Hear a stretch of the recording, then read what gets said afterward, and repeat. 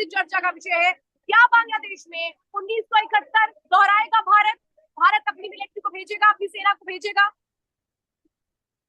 जय हिंद। मुझे नहीं लगा कि आज सिचुएशन 71 वाली है, क्योंकि उस समय बांग्लादेश को पाकिस्तान से आजादी चाहिए थी, उस अत्याचार से आजादी चाहिए थी। इस बार जो आप देख रहे हैं, ये एक इंटरनल प्रोटेस्ट जो है वो मास्टरमाइंड कर कर एक्सप्लोड किया गया है, जिससे कि एक पॉलिटिकली इलेक्टेड गवर्नमेंट जो कि इंडिया की तरफ अच्छी लीनिंग्स रखती थी, रिलेशन रखती थी, उसे तोड़ने की कोशिश में वो सक्सेसफुल हो गए हैं। चाहे पाकिस्तान कह लीजिए या पाकिस्तान द्वारा चाइना नहीं तो कह क्या लीजिए। पाकिस्तान और चाइना का ये पूरी प्लानिंग है कि बांग्लादेश में शेख शेख हसीना सरकार को हटा दो, सेना को ले आओ, ताकि जो बांग्लादेश से लगती हुई भारत की सीमाएं हैं हम वहां पर डिस्टर्बेंस क्रिएट कर पाए? ये इंटरप्रिटेशन आपका ज्यादा इंटेलिजेंट होगा कि इससे बेनिफिट किसे हो रहा है, वहां से आपको ये सारा कुछ दिख जाएगा। अगर देखा जाए, इस समय चाइना और पाकिस्तान की सबसे बड़ी चिंता इंडिया है, क्योंकि वो दोनों फ्रंट्स के ऊपर इक्वली अच्छे से लड़ पा रहा है, एक तरीके से फोर्सेस लगा पा रहा है। जैसे ही आप एक बांग्लादेश फ्रंट को खोल देंगे, तो आप देखेंगे कि अब हमारे को थोड़ा सा डर इस बात का रहेगा कि किस तरीके से पब्लिक कहीं माइग्रेट ना कर जाए, तो इसलिए अब आपको उस बॉर्डर के ऊपर ज्यादा लोग लगाने पड़ेंगे। इसी तरह क्रॉस बॉर्डर टेररिज्म कहीं इधर से भी एमिनेट ना हो जाए। क्यों? क्योंकि जैसे ही वहां पर एक मिलिट्री गवर्नमेंट आएगी, तो हमारे पास एक हमेशा के लिए डर रहेगा, प्रिकॉशन लेने पड़ेंगे कि एक फोर्स वहां लगाई जाए जो डेटरेंस के तौर पर काम हो। यस, मैं मजबूर हूं इस बात को कहने के लिए कि इस तरह की सिचुएशन से डायरेक्ट फायदा चाइना और पाकिस्तान को जरूर होता है। नहीं सर, और भारत ही क्यों आई शेख हसीना? क्या एक तरह से उनको भी ये पता था कि अगर ऐसी कुछ सिचुएशन होती है तो मुझे भारत जाना चाहिए? क्या इंडियन गवर्नमेंट से उन्होंने पहले बात करके रखी होगी? देखिए, इस तरह के ऑप्शंस पहले से जरूर डिस्कस किए जाते हैं और एक सेफ हेवन के तरफ बात भी चलती है। मुझे लगता है कि इस समय अगर बांग्लादेश आर्मी ने उन्हें दिया ही 45 मिनट था, तो 45 मिनट में वहां से उड़कर वो किसी कंट्री नहीं जा सकती थी सिवाय अगरतला के। अगरतला का जो हमारा एयरपोर्ट है, वो उनको बहुत ज्यादा है, मेरे ख्याल 12 से 14 मिनट में ले आया होगा फ्लाइंग टाइम के पॉइंट ऑफ व्यू से। इसके बाद ये जरूर देखा जा सकता है कि क्या वो यहां से किसी और कंट्री जाना पसंद करेंगी या नहीं करेंगी। लेकिन उन्हें ये जरूर पता है कि शेख हसीना आपको भारत पहली बार नहीं बचा रहा। आप जब बचपन में छोटी थी तब भी आप ही को बचाया गया था, भारत द्वारा ही बचाया गया था। सो अपने आप में एक बिलीफ है, एक सेफ हेवन है कि अगर वो भारत जाती हैं और अगरतला आती हैं, दैट मीन्स भारत आ जाती हैं, तो सबसे बड़ा उनको एक जो सुकून मिलता है कि इवन उनकी अपनी सो कॉल्ड मिलिट्री उनको हार्म नहीं कर पाएगी। क्यों? क्योंकि अब वो इंडिया में है। दूसरी बात, उनको आज अपनी खुद की जान के ऊपर कोई रिस्क नहीं है, वो भी एक उनका एक एडिशनल एडवांटेज है। थर्ड, इंडिया अकेला ऐसा कंट्री है जहां से वो फ्लाई आउट करके कहीं भी जा सकती हैं, जिसमें इंडिया उन्हें इसलिए सपोर्ट करेगा क्योंकि हमारे रिलेशन बांग्लादेश के साथ हमेशा से अच्छे रहे हैं।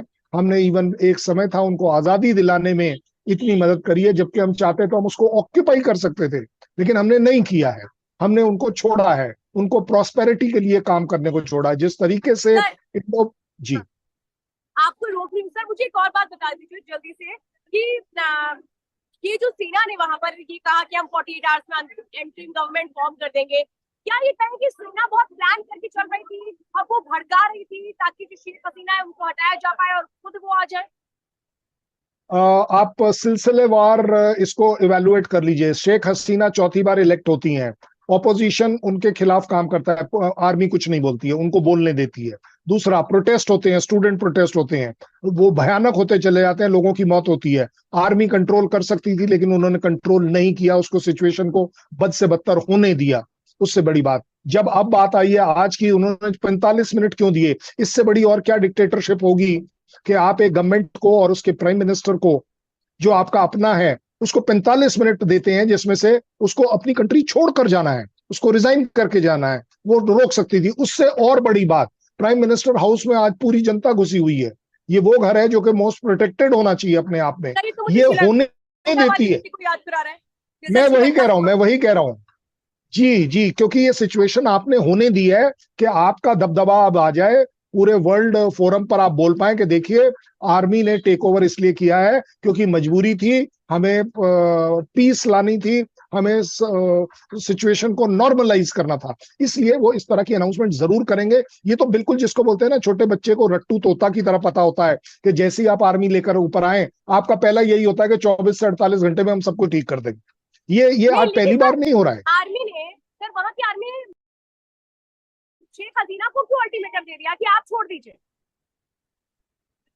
देखिए, उन्होंने एक्सक्यूज लिया कि सिचुएशन इतनी खराब है कि 100 लोग मर गए हैं, अब आपके ऊपर किसी भी तरह का अटैक हो सकता है, हम जिम्मेवारी नहीं लेंगे, हम आपको बचाने की ये कहा गया नहीं है, लेकिन इंडिकेट यही करता है कि हम जिम्मेवारी नहीं ले सकते, अब आप निकल जाइए यहां से। क्योंकि बेसिकली मोहरा आप बनाए गए हैं, पब्लिक बनाई गई है, लेकिन उसके पीछे जो मास्टरमाइंड काम कर रहा है वो आपकी आर्मी काम कर रही है, और ये वही आर्मी है जो आप अगर देखें, चाहे आप श्रीलंका में देख लीजिए, पाकिस्तान में देख लीजिए, इनकी कहीं ना कहीं सिमिलैरिटी जरूर आएगी।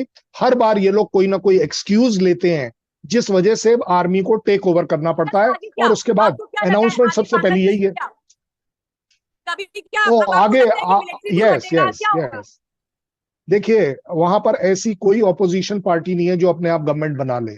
सो अब क्या होगा कि बांग्लादेश आर्मी वहां थोड़े दिन काम करेगी एज अ इंटरिम गवर्नमेंट बनाकर, और उसमें एक पपेट गवर्नमेंट वो इंस्टॉल करेगी जिसको कंट्रोल वही करेंगे।